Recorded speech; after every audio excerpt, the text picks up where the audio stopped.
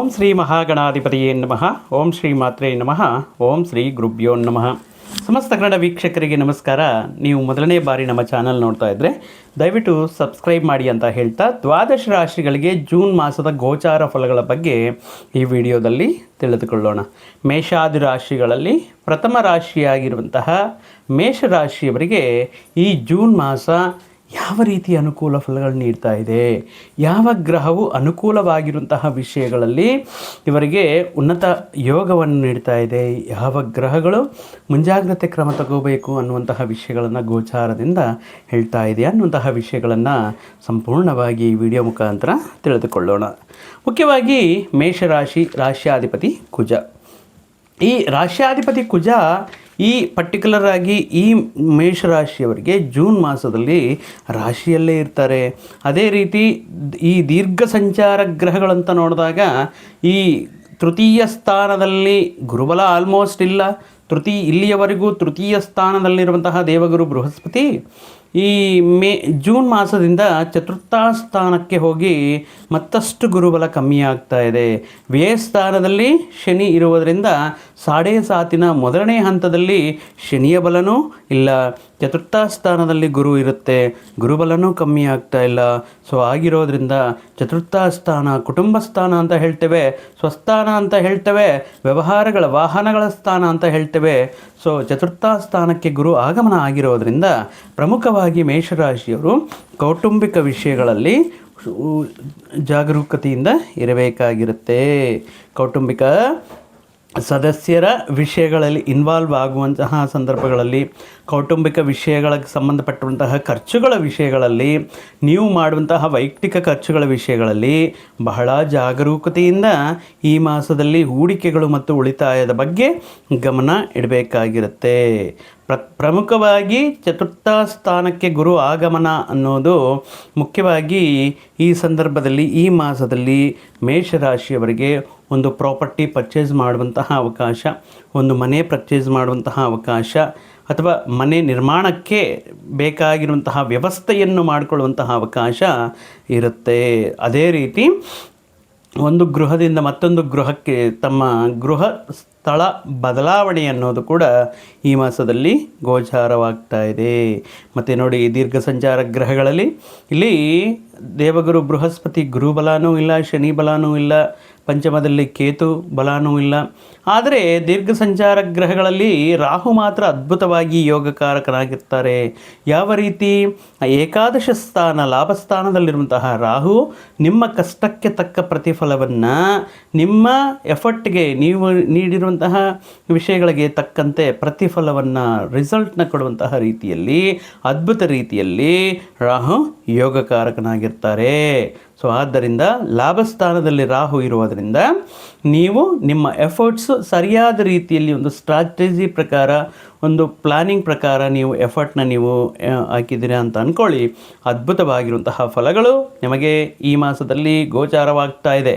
ಇನ್ನು ಪಂಚಮ ಸ್ಥಾನದಲ್ಲಿ ಕೇತು ಇರೋದರಿಂದ ಈ ಆತಂಕ, ಸಂತಾನದ ವಿಷಯದಲ್ಲಿ ಆತಂಕಗಳು, ಸಂತಾನದ ವಿದ್ಯಾಭ್ಯಾಸ, ಸಂತಾನದ ಉದ್ಯೋಗ, ಸಂತಾನ ವಿವಾಹಕ್ಕೆ ಸಂಬಂಧಪಟ್ಟಿರುವಂತಹ ವಿಷಯಗಳಲ್ಲಿ ಬಹಳಷ್ಟು ಆತಂಕಗಳು, ಬಹಳಷ್ಟು ಕಾಯುವಂತಹ ಸಂದರ್ಭಗಳು. ಸೊ ಆದ್ದರಿಂದ ಪಂಚಮಕೇತು ಯಾವಾಗಲೂ ಕೂಡ ಸಂತಾನ ಸಂಬಂಧಪಟ್ಟಿರುವಂತಹ ವಿಷಯಗಳಿಗೆ, ಪ್ರೀತಿ ಪ್ರೇಮ ವ್ಯವಹಾರಗಳಿಗೆ ಸಂಬಂಧಪಟ್ಟಿರುವಂತಹ ವಿಷಯಗಳಿಗೆ ಈ ಸಂದರ್ಭದಲ್ಲಿ ಕೆಲವೊಂದು ಡಿಸ್ಟರ್ಬೆನ್ಸ್ ಕ್ರಿಯೇಟ್ ಮಾಡೋದಕ್ಕೆ, ಕೆಲವೊಂದು ಆತಂಕಗಳು ಸೃಷ್ಟಿ ಮಾಡೋದಕ್ಕೆ ಅವಕಾಶ ಇರುತ್ತೆ. ಇದು ದೀರ್ಘ ಸಂಚಾರ ಗ್ರಹಗಳಲ್ಲಿ ಕೇವಲ ರಾಹುಗ್ರಹ ಮಾತ್ರ ಅನುಕೂಲವಿದೆ. ರವಿಗ್ರಹ ಮೇಷರಾಶಿಯವರಿಗೆ ಜೂನ್ ಮಾಸದಲ್ಲಿ 15ನೇ ತಾರೀಕುವರೆಗೂ ಪ್ರತಿಕೂಲವಾಗಿ, 15ರ ನಂತರ ಅದ್ಭುತವಾಗಿರುವಂತಹ ಫಲಗಳನ್ನು ನೀಡ್ತಾ ಇರ್ತಾರೆ. 15ನೇ ತಾರೀಕುವರೆಗೂ ಧನ ಕುಟುಂಬ ಸ್ಥಾನವಾಗಿರುವಂತಹ 2ನೇ ಮನೆಯಲ್ಲಿ ಇರ್ತಾರೆ. ಸೊ ಇಂತಹ ಟೈಮಲ್ಲಿ ಸ್ವಲ್ಪ ಹಣಕಾಸಿನ ಸ್ಥಾನ, ಧನಸ್ಥಾನ ಅಲ್ವಾ, ಆರೋಗ್ಯ ವಿಷಯಗಳಲ್ಲಾಗಿರ್ಬೋದು, ಹಣಕಾಸಿನ ವಿಷಯಗಳಲ್ಲಾಗಿರ್ಬೋದು, ಆರೋಗ್ಯದ ವಿಷಯಗಳಲ್ಲಾಗಿರಬಹುದು, ಈ ನಿದ್ದೆಗೆ ಸಂಬಂಧಪಟ್ಟಿರುವಂತಹ ವಿಷಯಗಳಲ್ಲಾಗಿರಬಹುದು, ಹುಷಾರಾಗಿರಬೇಕಾಗಿರುತ್ತೆ. ಸೊ ಇನ್ನು 15ರ ನಂತರ ತೃತೀಯ ಸ್ಥಾನ, ಧೈರ್ಯ ಪರಾಕ್ರಮ ಸ್ಥಾನಕ್ಕೆ ರವಿ ಆಗಮನ ಅನ್ನೋದು ಉತ್ತಮ ರೀತಿಯಲ್ಲಿ ಅನುಕೂಲ ಫಲಗಳನ್ನು ನೀಡ್ತಾ ಇರುತ್ತೆ. ಮಿಥುನಕ್ಕೆ ಬರ್ತಾ ಇರುವಂತಹ ಸಂದರ್ಭದಲ್ಲಿ ಈ ರವಿಯ ಬಲ ಅಂದರೆ ತೃತೀಯ ಸ್ಥಾನ ಆಗಿರುವಂತಹ ತೃತೀಯ ಸ್ಥಾನದಲ್ಲಿ ಈ ಸಂದರ್ಭದಲ್ಲಿ ರವಿಯ ಅನುಗ್ರಹದಿಂದ, ರವಿಯ ಬಲದಿಂದ ಮೇಷರಾಶಿಯವರಿಗೆ ಪ್ರಯತ್ನ ಮಾಡ್ತಾ ಇರುವಂತಹ ಪ್ರಯತ್ನಗಳು, ಕೆಲಸಗಳೆಲ್ಲವೂ ಕೂಡ ಯಾವುದೇ ಅಡ್ಡಿ ಆತಂಕಗಳಿಲ್ಲದೆ ಪೂರ್ತಿಯಾಗುವುದಾಗಿರಬಹುದು.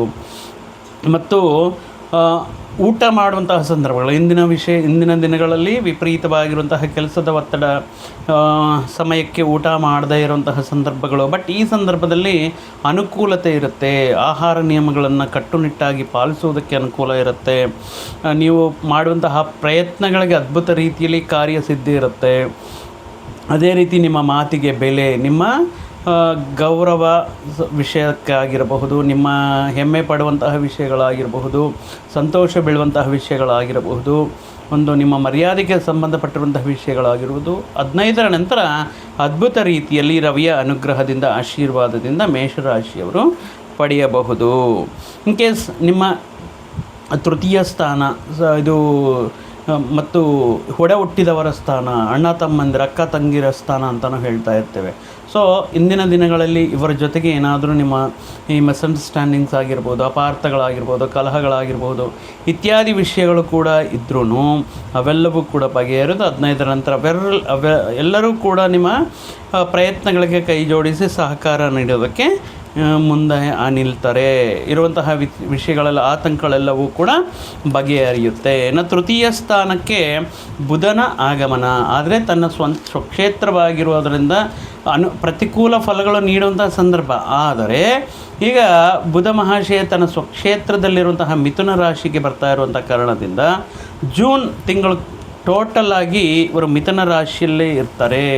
ಮಿಥುನ ರಾಶಿಯಲ್ಲೇ ಇರುತ್ತಾ ಈ ಪರ್ಟಿಕ್ಯುಲರ್ ಆಗಿ ಮೇಷರಾಶಿಯವರಿಗೆ ಈ ತೃತೀಯ ಸ್ಥಾನದಲ್ಲಿರುವಂತಹ ಅಷ್ಟು ಅನುಕೂಲ ಫಲಗಳು ನೋಡಿದೇ ಇದ್ರೂ ಕೂಡ ಮಿಶ್ರ ಫಲಗಳು ನೀಡ್ತಾರೆ. ನ್ಯೂಟ್ರಲ್ ಆಗಿ, ಅಷ್ಟು ಪ್ರತಿಕೂಲ ಅಲ್ಲ, ಅನುಕೂಲ ಅಲ್ಲ, ನ್ಯೂಟ್ರಲ್ ಮಿಶ್ರ ಫಲಗಳು, ಸಾಧಾರಣವಾಗಿರುವಂತಹ ಫಲಗಳು ಕೊಡ್ತಾರೆ. ಅದು ಕಮ್ಯುನಿಕೇಷನ್ ವಿಷಯಗಳಲ್ಲಾಗಿರಬಹುದು, ನಿಮ್ಮ